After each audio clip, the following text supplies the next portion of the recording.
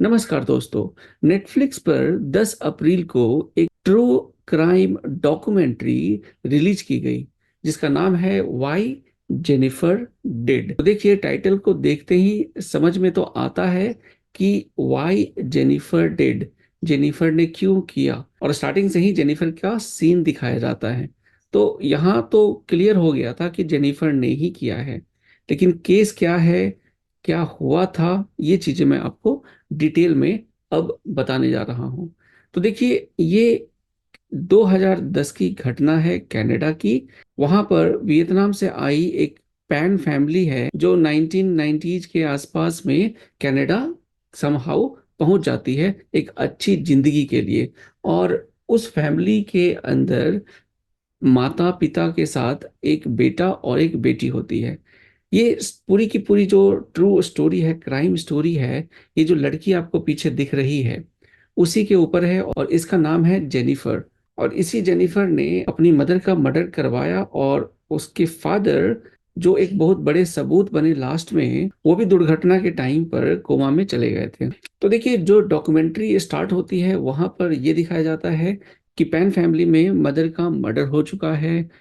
पिता जो है वो काफी घायल है, और जब उनको ले जाया जाता है हॉस्पिटल, वो कोमा में चले जाते हैं। लड़की फोन करती है 911 पे और बोलती है कि किसी ने मुझे यहाँ पर पकड़कर ऊपर बंद कर दिया है, मेरे हाथ बांध दिए हैं, गोलियों की आवाज आ रही है, मेरी माँ के चिल्लाने की आवाज आ रही है, मेरे पिताजी के चिल्लाने की आवाज आ रही है। जो लोग आए हैं वो ये कह रहे हैं मेरे फादर को, वो लोग शायद पैसे चोरी करने के लिए आए हैं।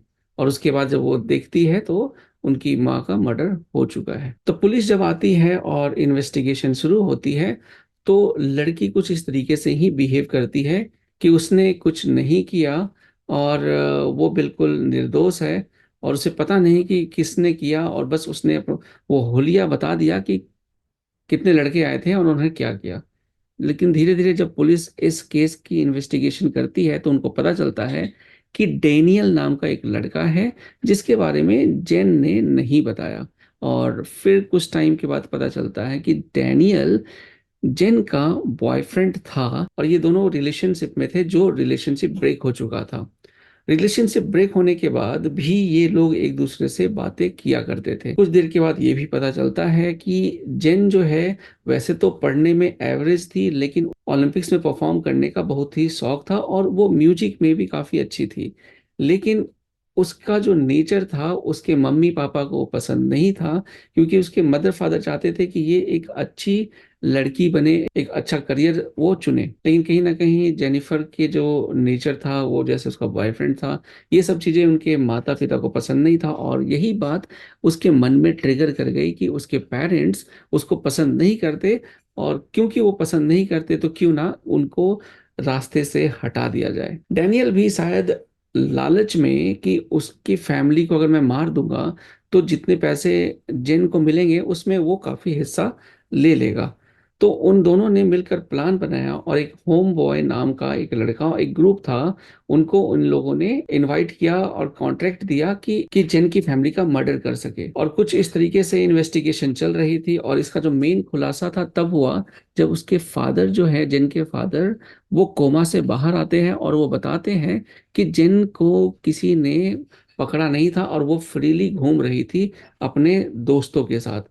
तो यहाँ पर फिर पुलिस को कंफर्म हो जाता है कि जेनिफर ही थी इस पूरे प्लान की मास्टरमाइंड, और उसने, डैनियल ने और एक ग्रुप ऑफ कुछ लोगों ने ही ये मर्डर अंजाम दिया है। इस पूरे के पूरे क्राइम डॉक्यूमेंट्री को देखकर बहुत ही अजीब फील होता है कि कैसे एक बेटी जो अपने फादर मदर को नहीं मानती है इस कदर तक जा सकती है कि वो उसका मर्डर करवा दे।